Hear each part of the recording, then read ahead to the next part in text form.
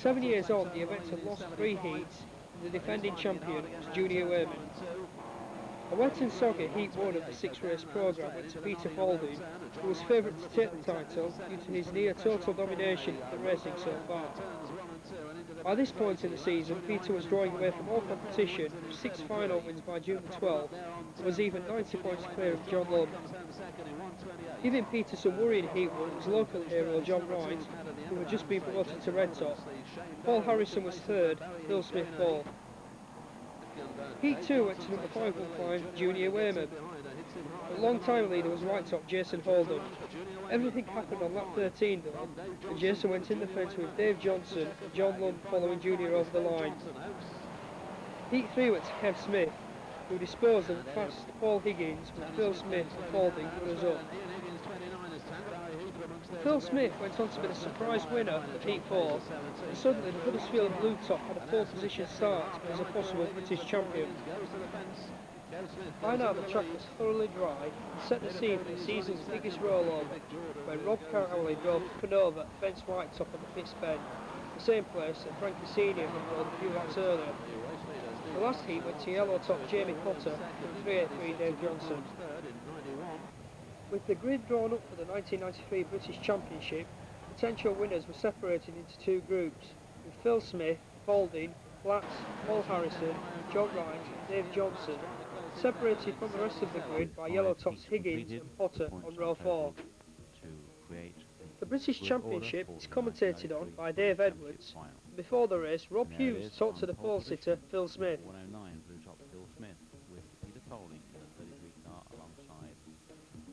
The second row features 383 Blue Top Dave Johnson with 77 Ian Platt alongside. On the top of Huddersfield, it's 109 Phil Smith.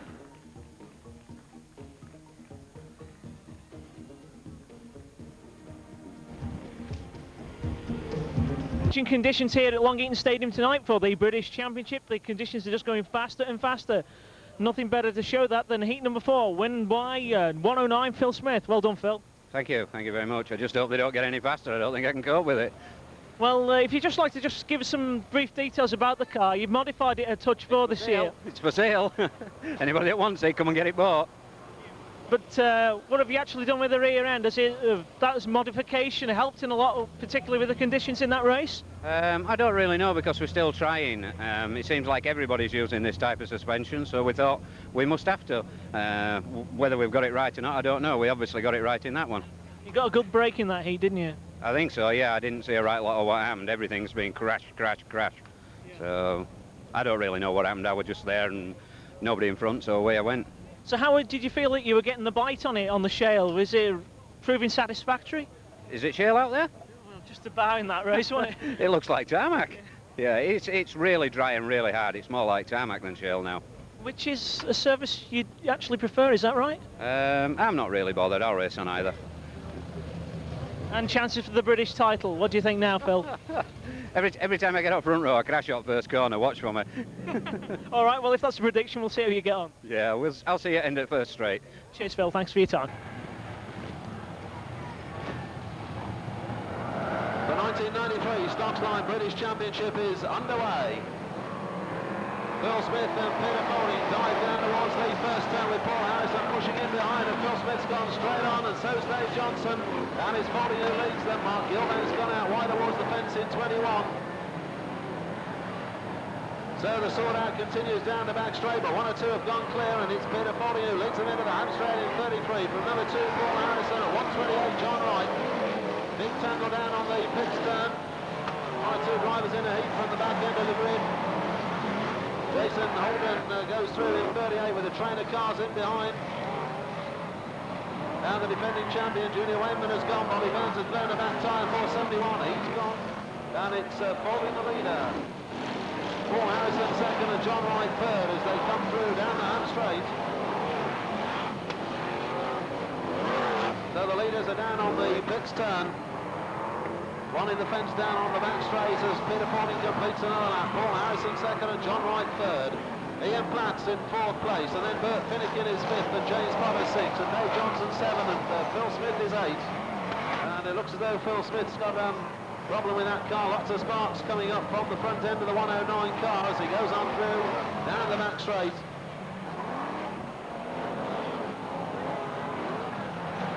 So it's still Ford in the lead in 33 from Paul Harrison in number 2. And John White in 128. And the Falding is gone. So it's certainly lining up, and it's Paul Harrison who leads in number 2. That was lap 4, and Falding has been taken out by Paul Harrison. So Paul Harrison, number 2, leads the way from John Wright in 128. And those two have gone a long way clear, and the locals in the crowd will be getting very excited as John Wright closes on Paul Harrison up on the Nottingham Road turn. Back in third, it's Bert Finnegan in 55 with Ian Platts in 4th place. Dave Johnson 5th and Phil Smith 6th. Ian Higgins is 7, Frankie Wayman 8, James Potter 9, Dave Beresford 10. At that marker, Richard Knight in front of Paul Harrison. Richard Knight gets the big heave-ho from Harrison, who's still under pressure from 128, John Wright. Bert Finnegan got the track to himself in 3rd place in 55, and Dave Johnson's retired in the infield in 383. And that's another lap completed for Paul Harrison. 8 laps gone. He leads from John Wright in 128. Bert Finnegan in 3rd place in 55. Ian Platts is 4th in 77. 5th Ian Higgins, 6th Phil Smith, 7th Frankie Wayman, 8th James Potter, 9th Dave Beresford, and 10 is Andy Hodgson. And Harrison inches away from John Wright again as they come around the pits turn, and Harrison goes past that back marker. That's Andy Hodgson, 272, and John Wright is slowing. Either that or Paul Harrison has suddenly found some acceleration, because there's a big gap opened up between them, and it does look as though John Wright's got a problem, because he's about to be taken by Ian Platts. So the John Wright challenge is over. It could well be a flat back tyre. It's Finnegan who's gone second, apologies, not Ian Platts. So Finnegan second. And it does look like a tyre that's the cause of John Wright's problem. So past the pit gate next time for round turns 3 and 4. Paul Harrison on his way to regaining the British Championship title. There is the checker flag, and Paul Harrison wins it in car number 2. Second man home is Bert Finnegan in 55. Through in third is 77 Ian Platts. And behind them, it's Phil Smith next, and then the luckless John Wright, followed by Dave Beresford and Frankie Wayman. They're the only ones who finished on the lead lap. Behind them come Richard Knight and Andy Hodgson, and that's it. The 1993 Stocks Line British champion from Rotherham in South Yorkshire is number 2, Paul Harrison. At the Long Eaton Showway tonight with Paul Harrison emulating father's Willie's success of 2 British title victories. Congratulations, Paul. Thank you very much indeed. Well, it's certainly a better drive than, well, not a better drive, but a more interesting drive to watch, the 1991 victory at Buxton. Yeah, it's been hard work all meeting. The track's been really wet at the start and it's dried out towards the end. The race itself, I was 3rd outside. It isn't such a good grip position, but I made the most of it when the flag went down and just raced my heart out. Any battle plan when you were sat on that grid, Paul? No, I just thought I'll get going as quick as I can. I knew that I couldn't hang about with anybody if I did catch them up, because there's a lot of fast cars out there tonight. I mean, Phil Smith and Dave Johnson, they were both going very well, and of course Peter on the front row, I knew that he'd take some catching, but I managed to reel him in, and well, you saw what happened yourself, really. Gave Peter a big one there as well, Paul. I wouldn't really say it was a big one. We were both going into the corner that fast, and I knew that I had to make him stay wide so he couldn't get back on me straight away at the next bend, but well, you know, I wanted to win it, and that's what I had to do, unfortunately. Local driver John Wright, though, was pushing you hard? He was, yeah, he was coming on very well. I could see him in my mirror all the race, and I was wondering what he was going to do, what his battle plan was. And about 6 to go, mine went sick and started missing really bad, but I looked in my mirror and he'd started dropping back, so I was a bit relieved, and I just sort of held my head to the end. A final win at Hartlepool last weekend, this weekend. It's about time you had some good luck. It's all coming now. Yeah, it's nice to have a bit of good fortune for a change, but as I say, my engine's sick and I'm going to have to get to the bottom of that. I want to race tomorrow at Skegness and Boston, so I'll be in the garage late tonight trying to find what's the matter with that. Well, I know you want to get a pint, Paul, so you said make it quick, so get off there and enjoy yourself, Paul. Thank you very much. All right. 7:46 moving through to join that battle. While Formula 1 fans were watching the British Championship at Long Eaton, The top F2 drivers were racing at Northampton, where Southerner Darren Innocent won the final. The next day, the successful Southern raid continued to the Boston circuit, where Darren won his third final of the weekend. The same meeting also featured an influx of Northern drivers, whose inexperience on the tight and tricky Boston Oval helped create one of the best F2 meetings to date. The Formula 1 races were won by Wayman, Higgins, Lorne and Lund, with the final going to Graham France. And John Wright 128, Andy Hodgson have come to grief on that pit bull in 441, and Phil Bittnell in number 7. Craig Smith sideways on and has gone up there on turn 1. John Law forced away onto the runoff area and loses a bit of ground. And Neil Smith in 507 comes through, and there's a tangle on the back straight. Phil Bittnell and Paul Lowe have gone out. John Law's turned around, so Stevie Hodgson. The turnstile bend. And Smith goes second. It's Bittnell first, Smith second, Wheel third, Paul Lowe fourth, and once again more a hassle down on that. Pickles and Bobby Burns hooked up. Phil Bittnell goes out wide and Kev Smith as well, and the leader's in a heat down on that turnstile bend. And it's Phil Wilton who's gone to the lead in 6 from Paul Lowe in 4-1. Phil Wilton in. And now at the back of the yellow, the Jammy Jarman, new recruit to the fourth.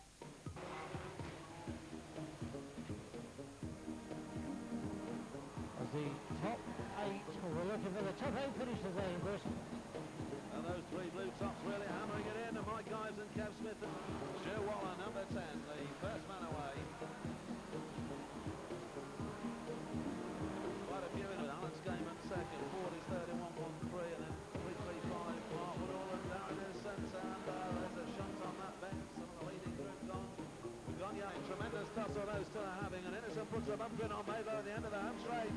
And Maidlow's gone, and Innocent's in the lead. Fourth, and there's a shunt down there at the end of the home straight. Junior Waitman has gone. Peter 98. Hill breakaway 92, coming out at turn 4. The last weekend of a short June featured Formula 1s on a Saturday only at Bradford. The Onslow Stadium was in the process of having a new roof fitted to the home straight grandstand. Despite heavy watering, Heat 1 made the Dust Bowl of odd sun, and the glorious summer sun reflecting off the dust made any one end of the track invisible. Stevie Hodgson wasn't affected though, who won Heat 1.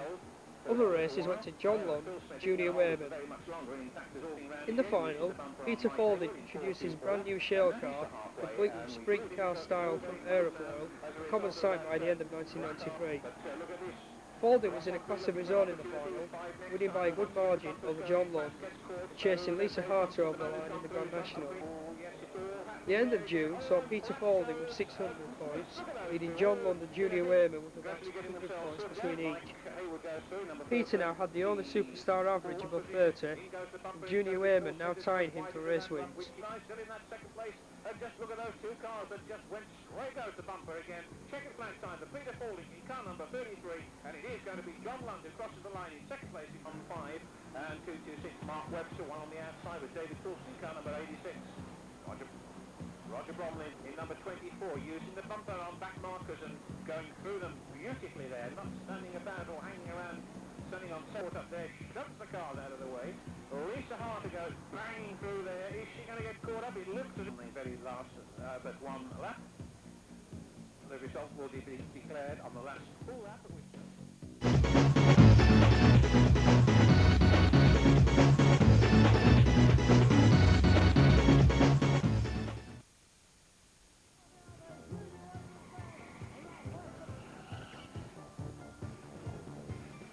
Tarmac racing was to come alive midway through July at the Skegness Stage European Speed Weekend, which remains the best weekend of tarmac racing to date.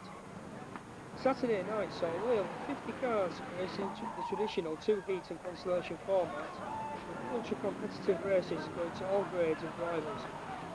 Gaz Bott was launched over the line to take Heat 1, Lisa Harter took the consolation, Nigel Water won a thrilling final under the floodlights, and Falding won a heat and took the Grand National. Kev Smith nearly won the Grand National, and a host of other real stock car drivers were in the places all night. Euro weekend also marked the second outing for 391 Andy Smith in the big league. The ex-Hot Stocks champion placed in his heat on Saturday night in a sparkling brand new KPH tyres machine, which was debuted a week earlier at Northampton. Danny Clark also debuted a new car, and Junior Wayman was out again with the latest Tin Man machine. The atmosphere at Skegness was such that in the space of one meeting, Formula One racing was once again to be reckoned as the country's top Tarmac formula. 64, 515, 33. 3 Pete Falding. Junior Wayman gets spun out, then Junior Wayman's gone, and that's left the way clear for Falding to come through. Skegness on the victory rostrum here this Saturday evening, 33, Peter Falding. Within seconds of the start of racing on Sunday, a huge crowd retreated to an awesome home straight roll at the opening straight of the Whites and Yellows race, starring number 9 Keith Neville. Heat 1 of the European meeting was also a real classic. White top Gary Coyle raced away from the field and stayed ahead of recent final winner Andy Webb, but then the moment of reckoning came and 32 superstars of Brisca, plus long track champion Ron Krunder, took to the track for the 1993 European Championship. The opening laps of the European Championship could not have been any more exciting. Number 378 Wayne Handley soon gave up his lead to John Law, who was leading. We pick up the race as Kev Smith was the fourth of 7 different leaders. One yellow, one blue, Eddie Red, 1993, Brisca, Formula One, European Championship. The field gets away under a good green flag from our starter. Accelerated, hit the floor, and away they go. Joining their leader is 343 Barry Heath. From 378 441 John Long goes through the second from Holland, already pushing his way through into the leading positions. Bobby Burns gets spun round on the pitch pen on the rest of the car. 215 and 213 and 464 all get involved as well. The leader goes out wide. Grade 64 now. Kev Smith the leader from 441 at 378, 109, 217, 86, 91 and 333. 515 gets caught up in the melee with 215. There goes the leader, 64 leading. 441 is second, 109, 217, 86, 33 and 391. More carnage as number 20 gets involved. 515 going slowly with punctured front wheels. But it's Kev Smith, the council worker from Huddersfield, who leads at the moment. 64, loud and clear in the lead. 33 pushing through as well. Collins there, who lost 41, goes back with a rear tyre gone down. He has to retire center green. 22.60, the leader's gone as well. 217, Ron Kruder is the leader. Our visitor from Holland, Ron Kruder, on the back straight. 217, he's well clear. Caution is called for. That's a bit unfortunate therefore. Kruder there, all sorts of problems are occurring. 217 is the leader, Mr. Starter. 217 is your leader. You relaunch them in the 1993 European Championship. There he goes.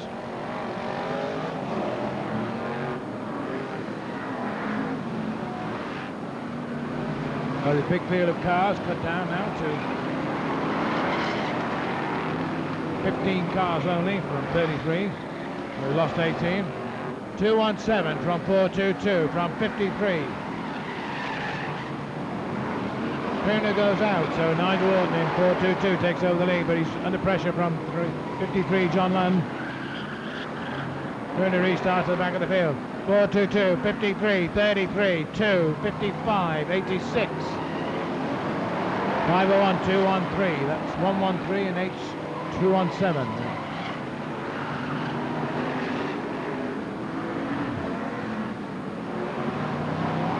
So it's very much coming down to a shootout between the star drivers in this 1993 European Championship. 422, Nigel Wharton ahead of 53 John Lund.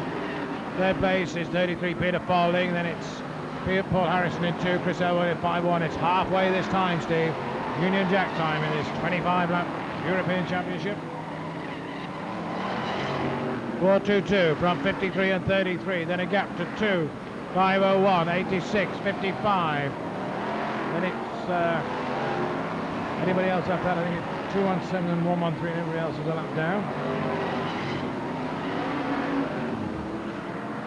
Falding now goes through to second place. It's 4.22 from 4.33, 53, 2, 501, 86, 55. Then a gap to 213, 217 and 113.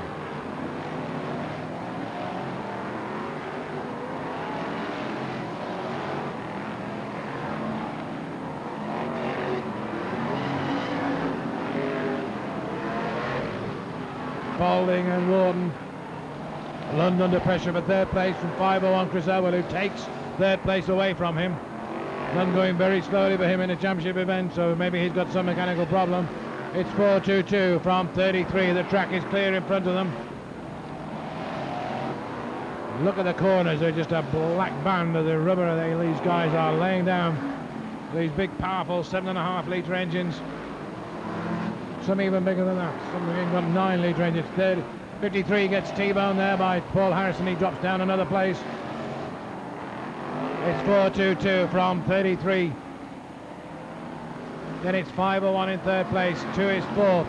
5th is 53. 6th is 86. 7th is 55. 8th is 113. We come up now for the last lap. 4.22. Shootout now between those two. They go round the corners. There's a car length, 2.5 car lengths between them. Warner gets round the outside of Chandler, who comes in Trident.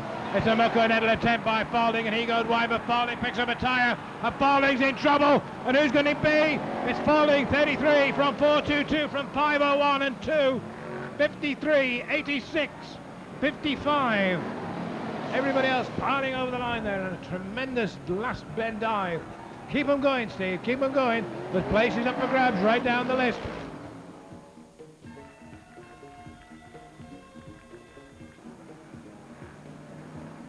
Peter Falding's skillful victory, along with his now 200 plus points lead over John Lund, solidified his reputation as the sport's #1. But the European was his last race win of the weekend. Gaz Butt won the consolation from Junior Wayman, but won the final with ease in his rapidly improving Tarmac Special. John Lund was second and Andy Smith was third. Andy then went on to win his first Formula 1 race, the Meeting Grand National, beating Steve Hodgson to the checkered. Dan Hart and 91, Andy Smith, 53 John Lund, 515, 515 T-Bones, 53 out of the 5 next time, Steve. Hallmark guitars on the last lap time for 515, Frankie Raymond. Second place, good distance man, Andy Hodgson is in third place. 515 will take the checker flag. 53 seconds to 464. Last lap for 391 and 172. 462. Smith, and he comes around that corner. He's got a hold of it. Andy Smith wins. Steve Hodgson taking 172. Third is 2 Paul Harrison. Fourth is 429. Driving himself 2 or 3 places in the meantime. Anyone who'd gone straight home after Skegness missed an absolutely amazing Boston meeting, with the first heat going to everyone's favourite white top and the 407 Craig Smith, who drove cautiously to the checkered on a track which was to dry out to perfection later on in the meeting. Some of the events that made the July Boston the best of the year included a tango between Craig Smith and number 172 Steve Hodgson, where they demolished the home straight fence, a race win for Lisa Harter over a laser Theatre 33 car, 2 rollovers, 2 fires, and perhaps best of all, a last lap counter-attack by Dave Johnson on Peter Falding in the Grand National, bringing to a close perhaps the best weekend of racing so far in 1993. 373, number 40 to the 299 gram bird, 113 will suffer. Sensational from the all yells all right for you, just short of race control.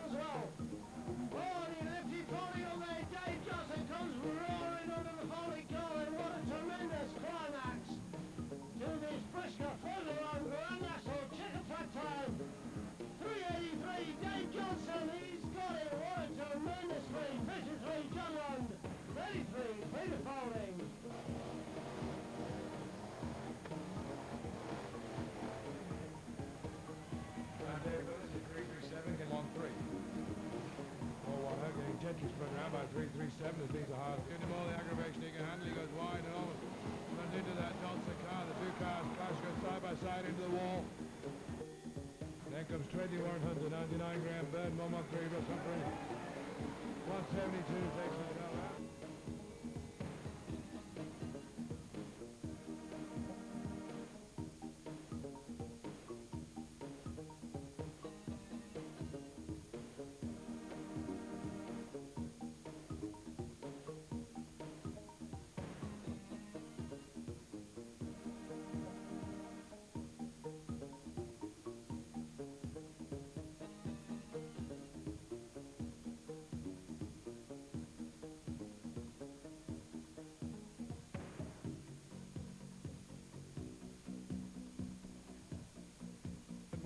Russ Humphrey.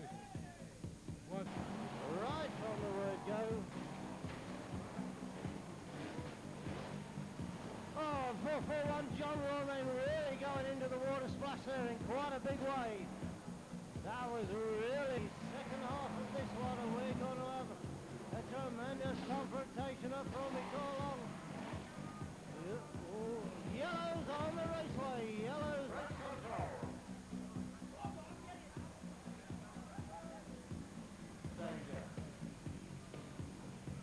From the race, if Dave Johnson's still fending off the challenge of Falding. Can Falding come through? Indeed he does. He takes that last lap ball. Will Johnson get the bumper in as well? Oh, and he lifted Falding up there. Dave Johnson comes roaring under the Falding car. And what a tremendous climax to this Brisca Formula One Grand National checker track time. 383. Dave Johnson, he's got it. What a tremendous. With the stock car season shortened by 2 months, and the World Final moving to the start of September, the semi-final time sprung up from nowhere straight after the European race weekend. The first of the main events went to Buxton, and in the short time before the event, speculation arose about a Hartlepool rerun with the potential front row showdown between Junior Wayman and John Lund.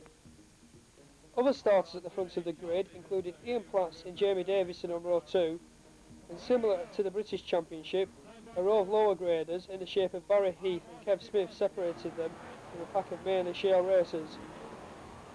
Increasing the gap was the absence of row 3 starter Ian Higgins. On lap 1, a home straight pilot put the front 2 rows ahead, with Junior Wayman leading. On the second lap, John Lund hit the pile-up and found himself down to 4th place. And when he recovered to second, Junior Wayman was a straightaway with plenty of back markers between them. With 7 laps to go though, the 515 car retired when he broke his prop shaft and the race was Lund's. Keith Barber took this opportunity to ask John about his below par season. Already problems for 86, 343 and 229. Pile up already, gate 41 got. Pile up quickly got clear. Lund is going backwards. What's the problem? John Lund seems to have a problem. He's dropping back down the field. It's 515 from 77, 464, 64, 53. Then it's 128, 343, 109 and 441. Time positions under 2100. John Wright in 128 trying to hang on in there.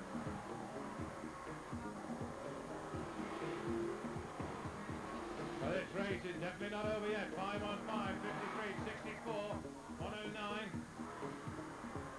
77. Wayman's gone. Wayman goes. Somebody goes on with the car and Wayman's out.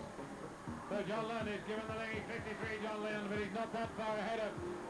As they come to the checkered flag, it's the 1992 champion. 53 John Lund wins from 64 Kev Smith.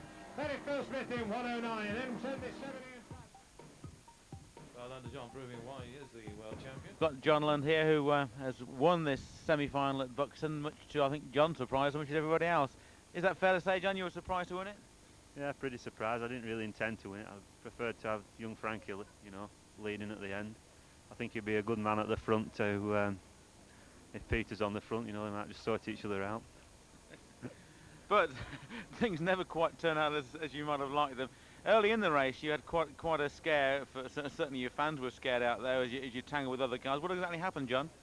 I had a pair of mesh goggles on for the wet conditions, and all of them had ordinary plastic goggles, and the plastic one steamed up on the second lap, and I never saw a Gasbox car and just clipped it with the front wheel and bent the wheel. The inner tube was hanging out, and it stayed up for the rest of the race, luckily. So looking at your car now, you've got a new radius arm as well as, of course, a new Torrent tube as well on the rim. You were lucky to finish the race? Ah, definitely. I fully expected it to be flat anyway when I came out of the corner, but it wasn't. As far as the season so far is concerned, you must be far from happy with your form. Do you see this as a return to form, or how do you see the situation? Stroke of luck. Yeah, if on previous form, tyre would definitely have gone down, or it stayed up today. No, it is going better. I got it going better at Skegness, really, on tarmac, and you know, it feels better, more competitive. I think it's the car rather than, well, I keep saying it's the car rather than me. Might be me, getting old. Obviously, the semi-final, as with Skeg last week, was on this new control tyre on the outside rear. Do you think it's a fair tyre? Is it going to work for us? I think it's very good. It wears very, very well. It's quite forgiving. I don't think there's anything wrong with it at all. So you're on the front row at Coventry, John, inside or outside, we don't know yet. Who would you like to have for your favourite outside or inside front companion come the World Final? I don't know really. I'd prefer it if Peter was fairly near the back anyway, the way he's going around there. Well, Peter Falding towards the back according to John Lund. We'll see. All the very best, John. It's certainly a return to form. We're very happy to see it for you, and all the very best at Coventry. The man to beat in other events was number 391 Andy Smith, who took both heats in Grand National, but tried a little too hard in the final and ended up in 7th place. The last meeting of July saw the welcome return of Rob Hughes, who had happily gone to F2 meetings since the start of the season. Rob wasted no time asking Ian Higgins where he was the previous Sunday. Higgins, good evening, Ian. Good evening. Now, how can you tell me just briefly how's your season's going as far as the race action is concerned? We've had a very good start to the season. Work commitments the past couple of weeks have kept us away from racing, so I mean, all in all, we're pleased with it really. We're enjoying it, and that's what counts. Yes, you certainly gave that impression right from the very beginning of the season that you're out back racing, although in a very professional racing outfit, but with the enjoyment very much at the forefront of your mind. Now, you've had a good start, you managed to get to Superstar, and you even managed to qualify for this year's semi-final, but unfortunately you didn't decide to compete. Can you just tell us a little bit about that? Yes, the reason I didn't compete in the semi-final was basically I'd said from the word go that I wasn't prepared to race at a Buxton semi-final. My own personal reasons, basically I don't like the promoter really, that's what it boils down to. I pick and choose where I race, and Buxton is one of the tracks that I won't race at, so I said if I drew the semi-final I wouldn't race there, and obviously I didn't. But I mean, when we started the season we were just going to race where and when we wanted. To be honest, the first couple of weeks we did more meetings than we planned to anyway. Obviously with things going that well we thought, well, we might as well take advantage of it, but we had no plans of trying to be a world champion, trying to win national points or anything. The main aim for us, to be honest, this year was to try and get my tarmac car ready to go and race in Holland and have a good crack in Holland, and we're pushing it, but I think we'll have it ready. Well, you're certainly a man who's stood by his principles, and a lot of people have admired you for that. But surely your driving technique and your action style certainly speaks volumes as well. Can you tell me about how you've been going at Bradford so far this year? I've been going very well at Bradford.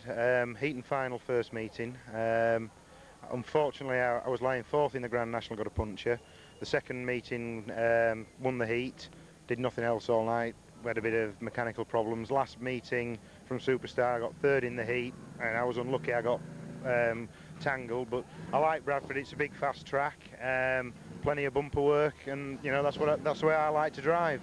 Plenty of contact, and the beauty is if somebody gives you a big one you've got half a chance of bouncing back. You just got to keep off the logs. And it sounds like again for tonight you've got entertainment very much at the forefront of your mind, and trying to give the crowd value for money. Do you think that's going to happen? Well, we had a new team manager at the start of the season. Andy Webb came and tried to calm me down basically, and I drove his style the way that he wanted me to drive, and yeah, it was good. We got results, but I felt like I was really a Rottweiler on a lead, you know, and I needed somebody to let me go. I drive the way I've always driven, which is right foot down and go, you know. If there's half a gap, take it. 9 times out of 10 it works, the odd time it doesn't, but that's what stock car racing's all about. This front bumpers, my car's had 4 of them on this year. You know, we like to use it, but on the other hand, I don't mind when I get it back. So, givers must be takers, as they say. Well, let's see if it works for you tonight, Ian. Thanks very much for your time. Okay, no problem. Here comes your leader, 21. Top race of the night was Heat 3, which we joined at halfway with Rob Hughes commentating. There's 77, Ian Platts. 73, Rob Cowley's next. Then comes 53, John Lund. 128, John Wright caught up in a little bit of trouble a lap or so earlier, and the rest of the red tops charged him aside.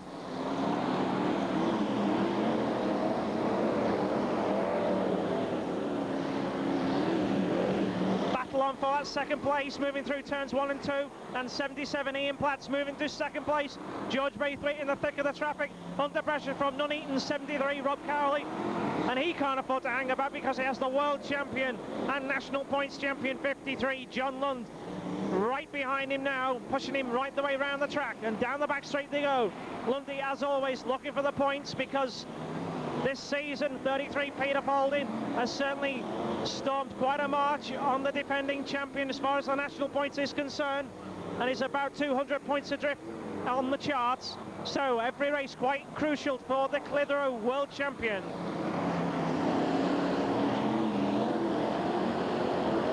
John Lund lying in third. Up ahead of him is 77 Ian Platts in second, and the blue top Rotherham driver 21 Mark Gilbank, who's leading, but now he's going to come under pressure from the Doncaster Starman 77 Ian Platts. It's 21 from 77, 53, then comes 73 Rob Cowley, 128 John Wright, and 92 George Braithwaite. A white top goes to the wall quite sharply on the back straight as we look at the battle for the lead. With just 4 laps remaining, 21 Mark Gelbank still has it, but is under increasing pressure from 77 Ian Platts.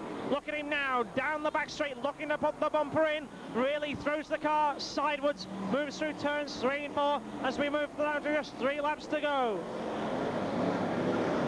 John Lund in third, always the calculating driver, seeing if the first two are going to put each other out and he might steal a victory. Plattsy puts a little bit of a dink in there on Gilbank as we're down to just 2 laps remaining. First 3 all together, moving through turns 1 and 2. Rob Cowley quite a way behind in fourth, and the battle on, and Plattsy really throws it in, gets it dramatically wrong there. Gilbank holds the storm, Lundy moves into second, and John Lund sees the chance to try and take the victory as he spins out Gilbank. And John Lund has really done the deal on the top 2.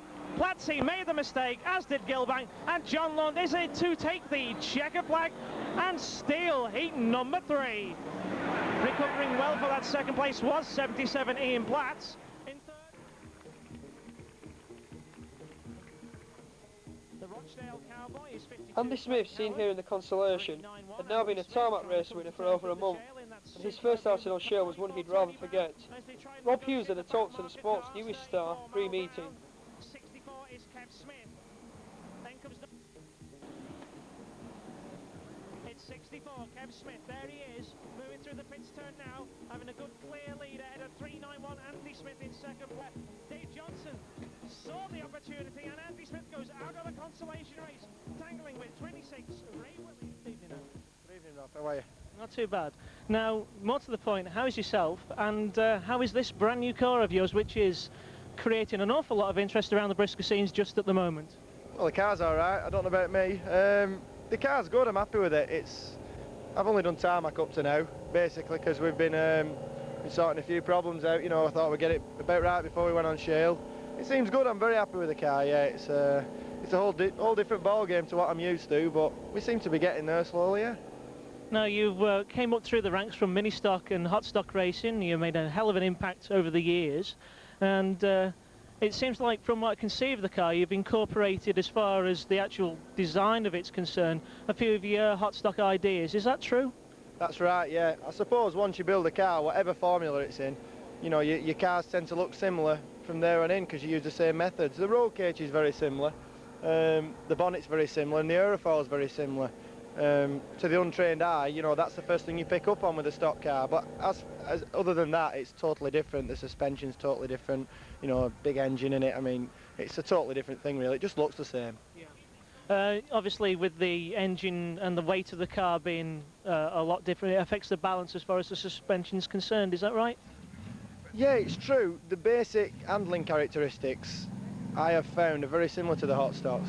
The only difference is we've got coil-over suspension on this car as opposed to leaf springs, and the way it works is a little bit different, but you don't feel that much difference, to be honest. The difference is when you come out the corner and you've got that much power to try and control and put it on the track, whereas with the hot stocks, you know, throttle control wasn't that crucial. So tell us, what power plant have you got in the car? It's a 510 cubic inch Chevy, hood art spec. You know, there's a lot of them about now. That's about all I can tell you. I don't really know much. I bought it second hand from Alan Jackson, number 42. He retired, and I've never had the engine down. I've never had it in pieces, so I don't really know. I just know it's a 510. So you just put it in. Did it take you long to actually complete the car? It did actually. Yeah, I started it. I must have started it when I decided I was retiring from hot stocks, which is going back to November last year. I got an awful lot done in the first couple of months up to Christmas, and then I had a couple of orders for hot stocks to be built. So this had to take a bit of a back seat, really. You've got to earn money before you can spend it, if you like. Are you glad that you've moved up a division? I am, yeah. I'm really enjoying it. Of course, we've had an easy run so far. We've had no trouble, no damage, no engine damage. Obviously, that will come in time, but at the moment, I'm enjoying it. But I'll enjoy it. Rain or shine, I'll enjoy it anyway. I enjoy my racing. And starting from Blue Top, what do you think of that? Blue Top's okay. You tend to be right in the middle, really, in Blue Top. It's not a good grade, but I've never been Blue Top before in hot stocks. It's a new thing. Like I say, tonight on the Shield it'll be a bit different. It's a bit more rough and tumble, but I expect that, you know. But last year in the Falding car, you actually performed quite creditably as well, in spite of a Blue Top and possibly a formula you were slightly unfamiliar with at the time. So certainly progress to be made, and you're relishing the challenge. That's right, yeah. Peter's cars are good cars. You know, okay, it was me, you know, one of my very few outings in a Formula One, and I did quite well here, but the cars are right. Peter's cars are right. There's many people jumped in his cars and gone very well. He builds a good car. All credit to him. So as far as confidence is concerned for tonight's meeting? I'm as confident or as little confident as I ever am, whichever way you want to put it, you know. I always try and, you know, keep my chin up. I suppose we've got a good chance of doing well tonight if we can, you know, just suss it out in the heat for the final, but we'll take it as it goes. I'll enjoy myself, whatever. I'm not bothered. And no doubt, if the fans see you doing well, they'll enjoy it as well. Hopefully, yeah. Always hoping to attract some new sponsors out there and some new fans, you know. Racing costs money, and like I say, you know, sponsorship does go a lot of the way, but it's nice to go on the lap of honour as well and be appreciated by the crowd, because at the end of the day, that's what we're all here to do, entertain the crowd. OK, we hope that you do that tonight then, Andy. Here's hoping for you. Thanks very much.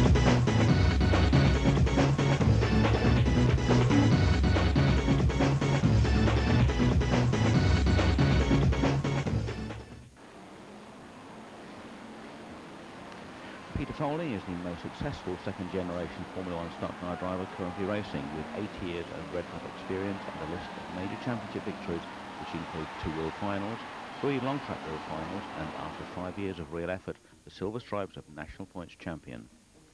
The first of the Faldings to race was number 36, Rod Falding, in an F1 career that started in 1962 under the number 353. The car was a Jaguar-engined Humber chassis machine. Rod persevered with this unsuccessful combination before joining the Harrison racing team in 1963. And after 3 years of racing with the legendary Willie Harrison, Rod picked up enough experience to make a jump up to the upper echelons of the F1 scene.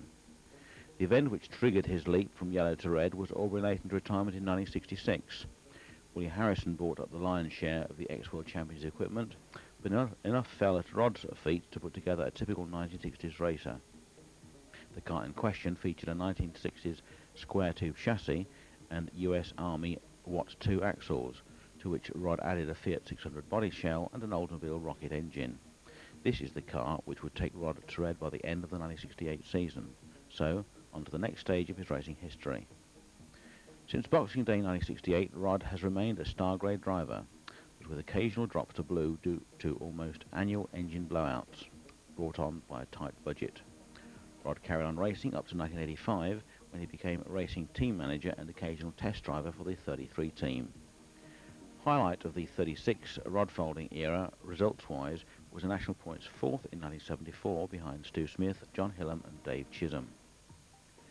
The next generation touched down on track in 1978 when a 12-year-old Peter Falding made the start of a brief career in mini-stocks. Unfortunately for Peter, the time and money for a real mini-stocks challenge was not available, with Father Rod still an active F1 driver. And whilst Pete showed great promise in the minis, he retired with only a hope that he might be able to afford the big league one day. 5 years on, in June '83, the Grand Prix Series battle was raging between Dave Mellor and Willie Harrison. And at the penultimate Grand Prix round at Bellevue, Peter Falding, a white top racing number 33, scored his first Brisca F1 point with a heat 3/9 in one of his dad's spare cars. No doubt spurred on by this, Father Rod won his heat from the national points champion Bert Finnegan, and then went on to take a final second, despite lap after lap of direct hits from Mike Close, who had to launch both cars towards the wall on the last lap to get past Rocket Rod. After Bellevue, the points came thick and fast for young Peter. July 2nd at Coventry yielded a heat 7th, only 4 places behind Father Rod. However, it was to be Northampton the next day, where the 33 car was to leave a mark on the F1 scene.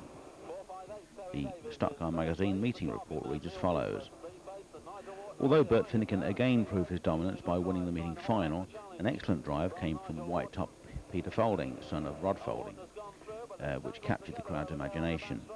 His heat third, final fourth and Grand National third provided 22 points, a total that was only to be bettered by Northampton specialist Glyn Percy, whose 29-point haul was his best of the season.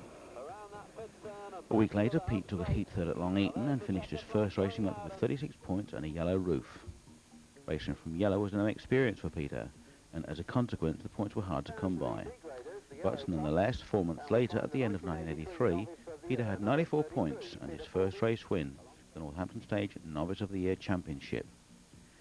1984 was Peter's last as a low grader, thanks to a consistent point-scoring effort that started on day one of the season and culminated in a 7th, 8th and 6th place triple at Easter Bradford, enough for a blue roof and the 31st position in the grading list. Apart from a final 4th, Peter took things easy until a string of race wins saw him up to blue.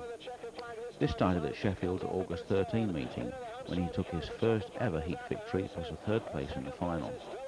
7 days on, Peter took another heat win at Leicester, and then Long Eaton, Coventry, Bellevue, Rochdale, and on November the 4th at Northampton, Peter raced away from the Reds for his first ever Bristol Formula 1 final. By the end of the 1984 season, Peter was in 36th place in the grading list, had the joint 12th highest national points average, and a blue roof. He even had more race wins than his father, Rod. 1985 saw Peter rocket right up to the top of the Brisca F1 scene.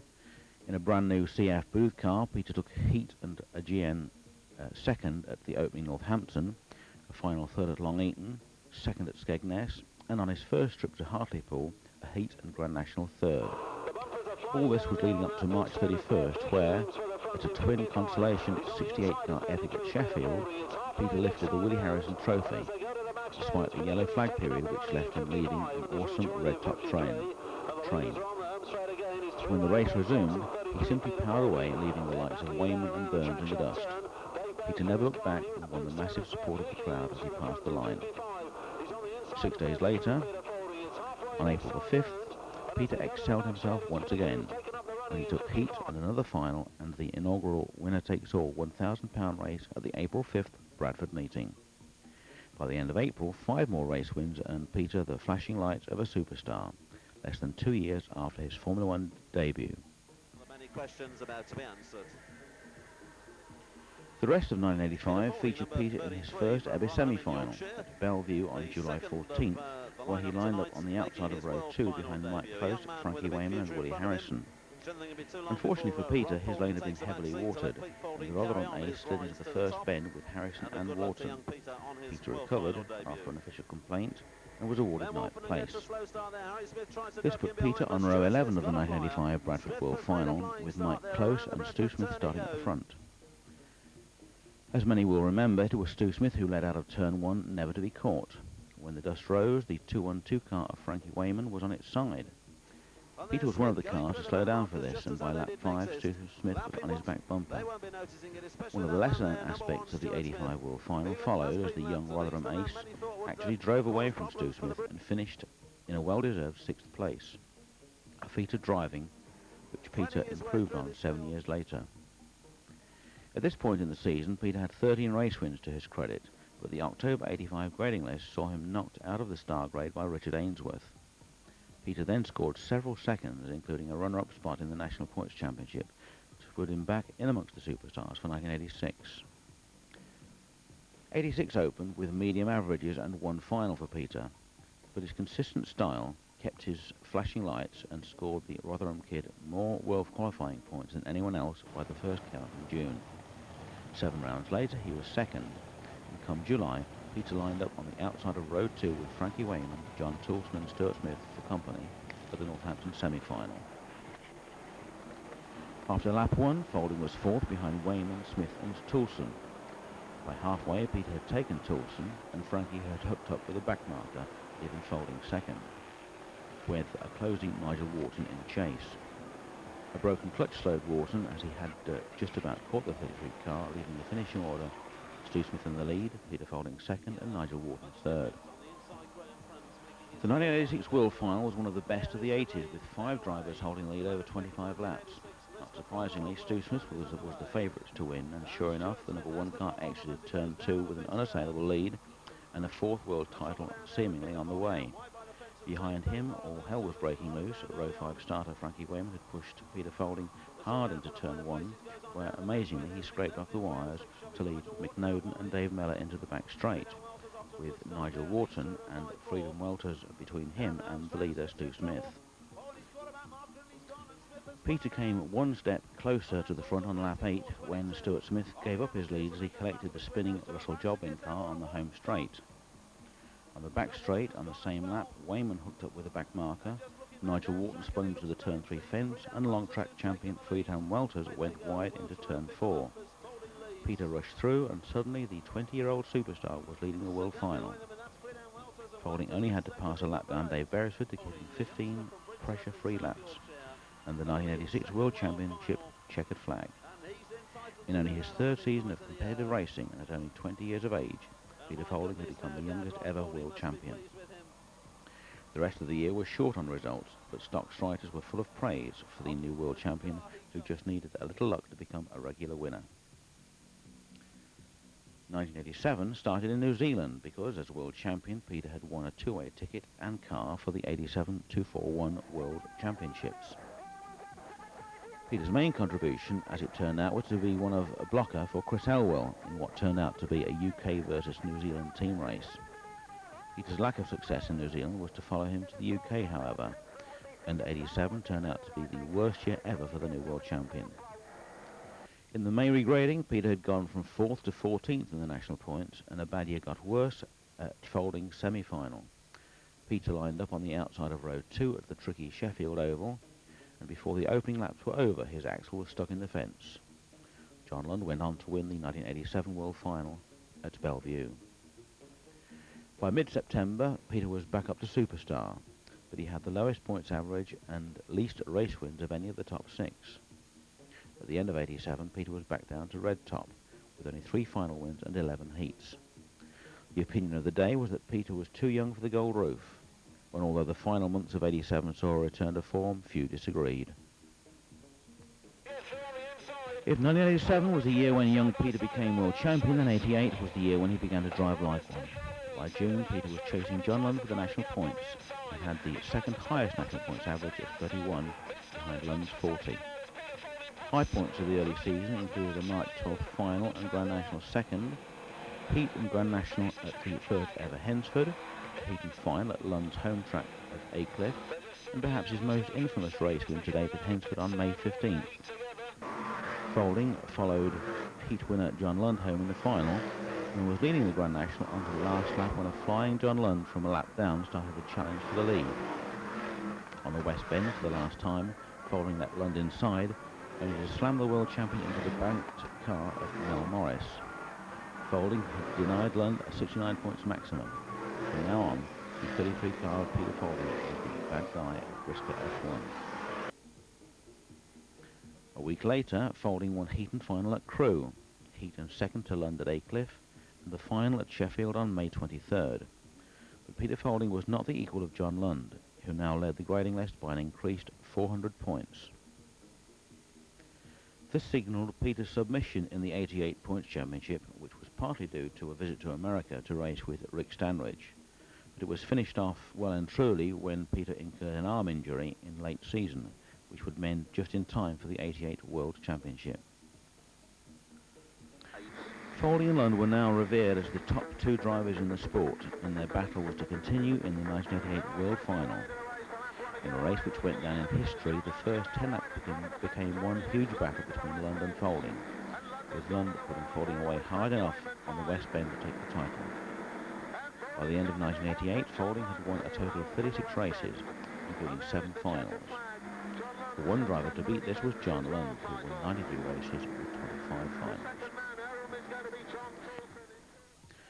Though thoroughly beaten in the short track world final, Peter had one big race win to come in 1988 on September 25th at Barlow. The Falding team travelled to Holland with a lightweight special built for but not raced in the Hensford World Final. And it was this, the famous North Derbyshire car, which won Peter his first of 3 long track world titles. In the big race, Peter took the lead on lap 12 from 27 Jacques Valk, crossed the line with Lund in second place to win the first long track for the UK since 1979.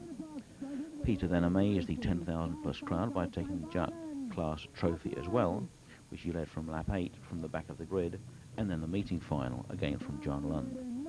Peter returned to England with the points championship lost, but finished 88 with a smart pair of gold stripes on his wing to represent his long track victory. 1989 will be remembered for the most exciting national points battle of the 80s. Just 2 months into the 89 season, Lund and Falding had surged away from the rest of the sport with over 900 points each. The year's number 3 driver, Ray Tilsley, followed the two with barely 600. Lund had lost the lead at the end of May. A victory over Falding at the Scunthorpe British Championship narrowed the gap, and Lund clashed with Falding again over the 89 Euro weekend. Friday night of the 3-day event was at Birmingham, and Peter dominated all thanks to a recently introduced Hughes tyre combination, taking heat and the last bend final from Nigel Wharton, and finishing third behind Ron Kroonder and Lund in the Grand National. Neither driver won on Saturday, but Sunday at Hensford saw Peter take both of the Euro qualifying heats with ease. No doubt happy he had the tyres to win in the Euro final, Peter sat behind Lund waiting for the perfect chance to get through wide. But Lund had a secret weapon in the form of recently legalised racing recap. He suddenly incompatible Falding from second in the European, but cruelly eventually slowing 53 car in the final as a revenge, enabled Peter to take his 10th final of the year. At the end of the month, Falding was 52 points clear of Lund, and over the following months the two remained locked in battle for the points championship. August came and the duel then moved to the World Series. Peter, with 70 points clear in the national points, was to race first at the Northampton semi-final, where he let Ray Tilsley take up the running while he settled into a strategic second place. John Lund went to Aycliffe and was winning with expected ease, and then he shocked the stadium when he pulled onto the centre green, his gearbox broken. The following weeks of terrace talk expected Falding to take his second gold in 3 years. The race itself at Coventry went to 85 Ray Tilsley. Falding had been waiting behind the lap down John Lund for an early chance to pass him, but was drastically slowed by a spinning Martin Verhoef. This gave Tilly the break he needed, and Falding was left with a smoking car, which kept him in second place. With the world final over, Peter returned to the points chase. He was now leading John by just 24 points. And with the season entering its last 2 months, both Lund and Falding left the UK to race at the 1989 long track, in a race almost identical to the 1988 event, right down to Peter's North Derbyshire car. This time, though, Peter was leading from lap 1. John Lund, also racing a new lightweight racer, debuted for the long track, stalked Peter Falding by about 6 car lengths behind, until 5 laps to go. Over the last few laps, Lund looked to be closing, and sure enough, going into turn 1 for the last time, Lund was within striking distance. But neither of them knew that a lap down, Martin Verhoeven had sprayed oil all over the turn entrance. Falding slid wide and into the wall, but survived, while Lund, who was making more of an effort and going perhaps too fast, rolled as he hit the Armco, with back marker Gary Maynard doing exactly the same thing. The Reds came out, and Falding had won his second consecutive long track world title. He went on to win the meeting final, with Ray Tilsley winning the Jack Class trophy. Back in England, the points battle raged on, and a complacent Falding saw Lund slowly go into the lead over October. The world champion 61 points clear by the start of September. At this point, both drivers were over 1,000 points clear of Ray Tilsley, the highest averages in the sport. The penultimate weekend of the season saw Lund 71 points clear, but Peter gave it his all, winning Saturday night at Scunthorpe. But at the last meeting of the season, the Big Go show at Hensford, Lund stayed ahead to win the 1989 National Points Championship by 69 points. The figures for the end of 89 are unique. Both Lund and Falding scored over 3,200 points, a score that has not yet to be matched by even one driver. Peter's end-of-season average of 36 has never been passed since, and John Lund's 37 points average remains a record to this date. Both drivers attended 88 of the possible 90 meetings, another figure yet to be matched. Lund and Falding won nearly 200 races between them, Falding winning 60 heats and 19 finals, Lund winning 25 finals and 49 heats. Not since the era of Smith, Wayman and clashing meetings had figures such as these ever been reached, and they're unlikely to be ever reached again. 1989 had been the most exhausting year of Peter Falding's racing life, and he let the world know that 1990 would be for enjoyment only. Anyone doubting this only had to look at the May grading list, which listed only 6 appearances 2 months into the season. Peter was still out for another gold, however, and he rushed back from Holland after a failed title defence to follow Ray Tilsley home in the Scunthorpe Semi. The World Final on September 25 at Bradford featured Peter on the inside of row 2, and a repeat of 1988 occurred, with Peter in the thick of probably the best opening World Final lap since Hensford. But after leading a couple of laps, he spun out on the pit's turn. By the end of 1990, Peter was back up into the top 6 with 5 final wins and 26 heats, and the third highest superstar average. 1991 saw Peter go for the National Points Championship again, and once more John Lund fended him off. Peter was in touch throughout the early part of the season, but by July John Lund was 300 points clear. Despite closing the gap to within 200 points at one stage, the challenge came to nothing, with Lund many hundreds clear by August. Once again, the 1991 World Championship was a prime target for Falding, and he lined up the crew semi-final on the inside of row 1, with John Lund's latest challenger, Junior Wayman, on the outside. Falding led start to finish, and Junior, trying a little too hard, went wide into a dead car around halfway, leaving Peter to go on to row 1 at Hensford. The 1991 World Final was the race which dispelled Peter's bad guy image for good. In one of stock car racing's most famous last laps, second place Peter wound his car up to full and knocked race-long leader Bert Finnegan wide into the East Bend. Peter, with the checkered in sight, was then walled by Richard Pratt. Lund and Finnegan went by, and Peter crossed the line third, swearing eternal revenge on 162. 1991 was another bad year at Barlow, Peter blowing his engine while trying to pass John Lund for second place. The 91 season ended with Peter 500 points behind arch-rival John Lund, with 8 finals and 35 heat wins to his credit. Since 1992, Peter has been right at the top of the sport, and is one of the 2 top drivers in the sport today. The 1992 season saw Frankie Wayman Jr. emerge to do battle with John Lund, but every major championship contested has seen the 33 car either starting or finishing at the front. 1992 was Peter's best year yet in Holland. In May he won the Mainland European Championship, as well as the long track in August. And although many feel his start in the Bradford World Final was unjustified, he came from the last position on the grid to finish third. By August 93, Peter is leading the national points, has won the European Championship, and is the leading race winner. And 10 years after his Formula 1 debut, the 27-year-old Peter Falding looks set to become the sport's undisputed #1.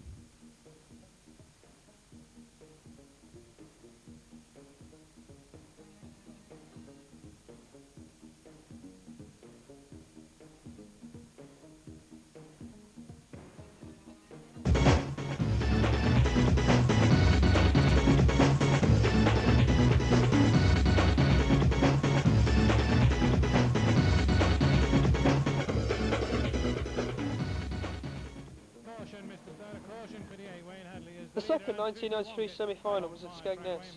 Despite a good turnout of cars in the early part of the programme, the semi itself was a rerun of the European without the last men's finish. Peter Falding led from his pole position start. Nigel Waters set off for second. Paul Harrison was third, followed by Bert Finnegan and Andy Hodgson.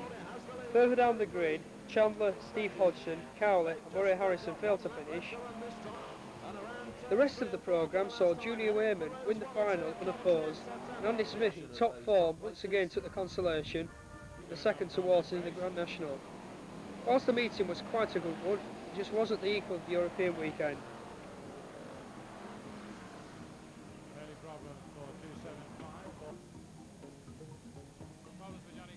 As always, the action was more frequent at Boston. Starman John Wright took Heat 1, Mark Gilbank in a borrowed Falding car rolled in Heat 2. Andy Smith avoided this and took his first race win on shale, followed by John Lund. Also in the stadium were the ORC saloon stocks, in which 158 performed the rollover of the meeting. Warren Hunter won his first final of the year, and Lisa Harter took the Stocks Line Grand National.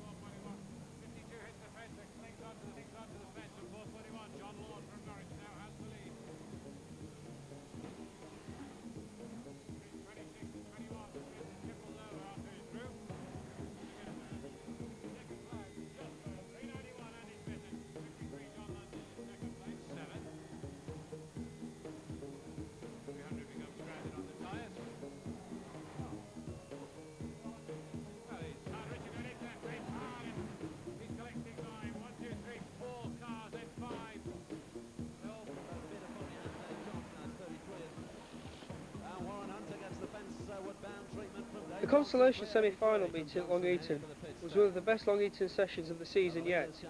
The racing was dominated by Peter Falding, who took Heat final and the Grand National 7th. But the event that everyone came to see was the consolation semi-final. It wasn't quite equal to the event staged in 1992 due to a massive pile-up into the first corner. This left Johnny Goodall in the lead with Murray Harrison second. In third place, but somewhere behind, was Junior Wayman, but the unstoppable 515 car drove through all the carnage to the top spot with 4 laps to go. The superstars are 172, Stevie Hodgson, 515, Junior Wayman.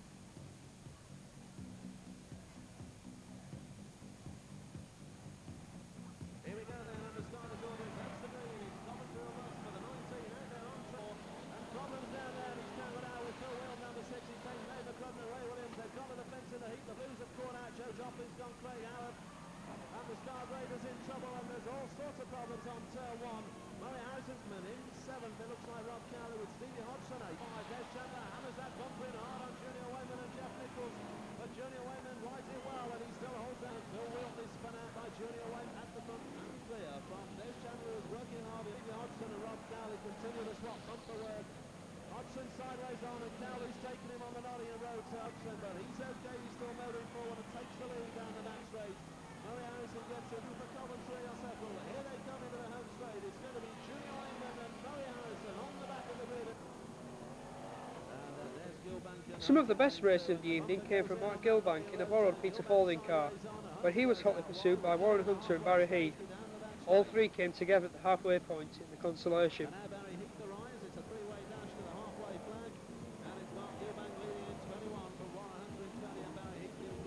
Oh, and the bumpers going in on the 1, 2, 3 there. Gilbank trying to ride it, but it was Barry Heath hammering hard on the back end. Warren Hunter leads, and down the back straight they go, and those bumpers are really connecting. Those top 3 giving and receiving plenty. Here they come on the home straight, and it's still Gilbank from Hunter, and they've got 5 to run next time, and Bert Finnegan's there with them. So the top 4 are battling it out now. On the back straight they go. Slower car slows the progress. They change places again as Barry Heath moves forward. trying to push Mark Gilbank out wide, and Gilbank riding it all brilliantly in 21.